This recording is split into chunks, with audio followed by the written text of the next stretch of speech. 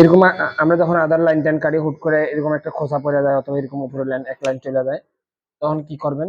এরকম হয়ে যায় না মাঝে মধ্যে, ধরেন এদিকে কাটার সময় এদিকে হয়ে যায়, তখন আপনার আবার প্রথম থেকে লাইন একটা কাটে আসতে হবে যেরকম করে ভাই। এটা ছাড়া কোনো উপায় নেই, একটু উপরে যাইবো গা। এই যে এই যে এইভাবে নিতে হবে, বুঝতে পারছি।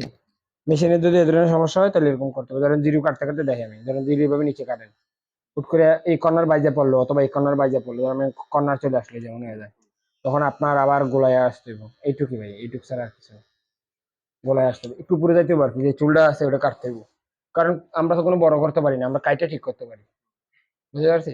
তারপর আপনি মিল করেন, মিল করার সময় যদি আবার একটু উপরে এরকম কাছে জায়গা, তাহলে উপরে লাইন আবার উপরে যেতে হবে। তাই এর লেগে তো সাবধানের সহিত করতে হবে যেন কোনো জায়গায় যেন।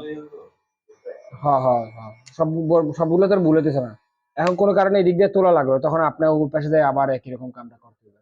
অনেক সময় দেখা যায় পুরো ফিনিশিং দিয়ে দিছি, এই জায়গাটা একটা এই দাগ দেখা যায়, এরকম এরকম মানে আদার একটা দাগ পড়ে যায়, ওই নাকি দাগটা নাকি জিরুর কথা কইতেছেন, বিলেট দিয়ে কাটার পরে জিরুর দাগ তো মুছতে পারেন। বুঝুন না যে মেশিং এর তোমার মেশিং এর আদার আপনি আপনি আপনি এটা কোনাটা বাইজে যায় আর কি, মানে এদিক দিয়ে যদি ডানে বামে কোনা বাইজে যায় এমন সাদা হয়ে যায় কি। দেখা যায় কি এই জায়গাটা ধরেন একটা দাগ আছে এরকম মিল ও করছে, মিলটা হয় ও নাই। খাড়া দাগ, খাড়া দাগ। হ্যাঁ, মিলটা হয় নাই। ফর্মের টুকরা দেন।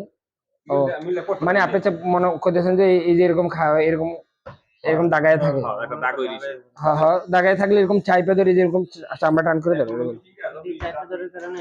এই যে এরকম চামড়া টান করে উপর উপর স্লোপ করে দিতে হবে, যেন এই চুলটা খাড়া যেতে পারে, উপর ওই চুলটা যেন দাঁড়ায় যায়, এই যেমন এই যে এরকম করে মুছে দিতে হবে টান দিয়া, অথবা এই যেমন করে একটুখানি এমন ইয়া করে দিতে হবে। এইসব মেশিন অনেক ভালো করা যায় এই জিনিসটা।